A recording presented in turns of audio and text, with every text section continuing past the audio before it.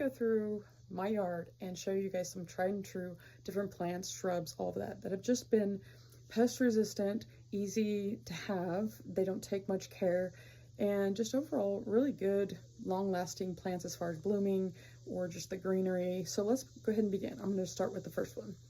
Arborvitaes are always just a good shrub to have. I got these when they were really small and they've grown quite a bit. I will tell you that in September and October, you really should, probably more in September in a zone 6B, you really need to deeply water them because they can get winter burn. So sometimes when you see that brown on there, that's one thing. Another thing is they can get bagworms, but that's usually more when there is a tree that is already diseased or has a problem. Those are always great. You can propagate them. I found them to be quite hard to propagate though, but they are easy to grow. I will let you know that if you get them smaller though, when you first plant them, that they sometimes they're really sensitive their first year. So it can take them a bit to get established. You have to water them a lot. So I might recommend maybe getting a little bit of a bigger size, even though it will cost more money, but they're a little bit more established. And then just making sure that you water them well the first year and make sure that you have them in good soil. You can see here, I just weeded this morning, but you can see kind of the combination of the arborvitaes and then also the boxwood. Always working on different things back here, but when you pair those two together, it gives this really nice geometrical look to it, which really is just kind of a very uniform look.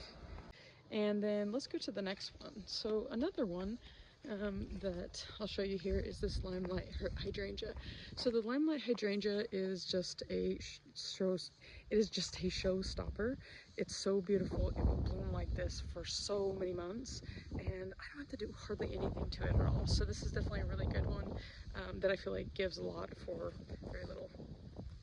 Let's go to the next one.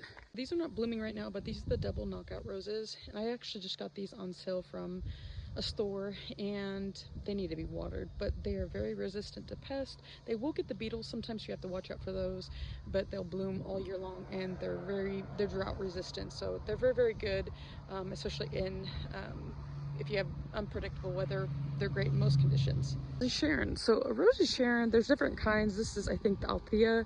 Absolutely beautiful, beautiful. I usually don't like Rosy Sharon. They usually look like that, which is beautiful, but I'm not a huge fan. They do spread quite easily. They're easy to seed. We actually have one right there that's popped up out of nowhere. But I like the Althea. It gives it a little bit of a different look with the flower that you can see, and the pollinators absolutely love this Rosy Sharon. So this is just, I mean, this has been blooming for, I feel like, I don't even know how long now, but it's been blooming for quite some time. Rudbeckia. So this is I believe it's native to 6B or Missouri area, and these are so beautiful, and they don't take much work at all. They do in the spring you almost wonder if they're going to come up. They do end up coming up, and they spread like crazy in the area that they are. So even though they spread like crazy, they're still contained, but they're great for the pollinators, but they're also they're also showstoppers, and I feel like they're just really good for filling in the edge of borders. You can see some more there. Does really great. This is a wisteria, and I will tell you that it will vine everywhere. So some people have different feelings about the wisteria, but I'll insert a video or a picture of what it looks like when it is flowering, and it's absolutely stunning. And I have found mine tends to flower a couple times a year. It's just really nice though, as long as you have somewhere to basically guide its climbing. And I really try to make sure that I weedy around it to make sure that the little, I don't know if you call them suckers or what you call them, little viney trailing parts don't go to other places, but it really does look like very magical when it starts to bloom. And then we have like a little water area. I need to fill this back up. Here's a Wigelia, and you have to put them in the right spot. This is not the right spot for where I put them, but these will get these pink, almost like a hot pink color. This is not the right area for where I want them to be, but they love it here. It's just I would like to put them somewhere along a border so you can see the pink. But these are overall very easy plants, especially if you're a beginner, and they have beautiful blooms. And I want to say this is like chocolate Wigelia or something like that, but definitely an easy one. And usually you find them pretty cheap overall. But yeah, they're pretty cheap overall, and they really do bring really pretty, they'll bloom for a long time and have pretty flowers. Crepe myrtle. This is so low maintenance, and it's, look at that, those clusters of flowers. It's absolutely gorgeous, and it comes in all kinds of colors like white, red, purple, everything. The other thing is too, when they get more mature, it can have like a peeling bark, is what I have been told.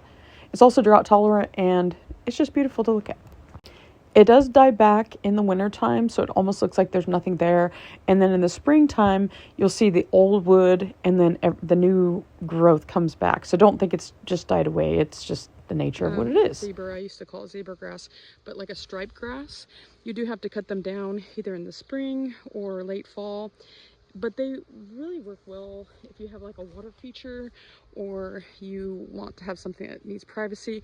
You probably want to trim up the bottom section so it just looks a little bit cleaner than this, but they do work well, and they come up every year. And another video on other plants that I recommend, like coral bells you see here, I definitely recommend them. They come in all sorts of colors.